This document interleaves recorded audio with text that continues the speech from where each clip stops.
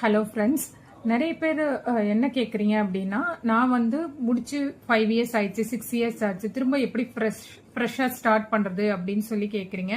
First வந்து நீங்கள் decide பண்ணிக்கோங்க, நம்ம இந்த பாத்தில் தான் போகிறோம், இது ரொம்ப ஸ்ட்ரகிளாக இருக்கும், ரொம்ப டிலே ஆகும்.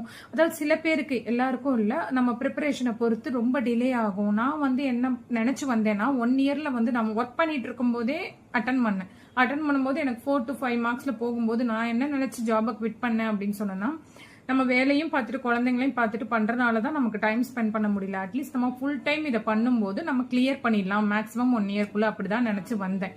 எனக்கு 7.5 இயர்ஸ் ஆயிடுச்சு. என்னால கிராக் எல்லாமே பக்கத்துல போய் கிடைக்கல. ஸோ அதனால நீங்க வந்து ஸ்ட்ராங்கா இருக்கணும். ஸோ வந்து 7 இயர்ஸ் ஆயிடுச்சு, அந்த கேப் இருக்கு அப்படின்னா எல்லாமே புதுசா படிக்கிற மாதிரி இருக்கும். சில சப்ஜெக்ட்ஸ்லாம் நம்ம இதெல்லாம் படிச்சோமா காலேஜ்லங்கிற மாதிரி ஒரு கன்ஃபியூஷனே வரும் நமக்கு.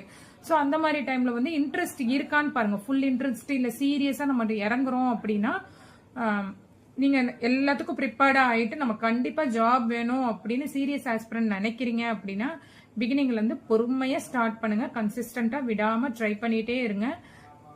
கண்டிப்பா நீங்க வின் பண்ணுவீங்க.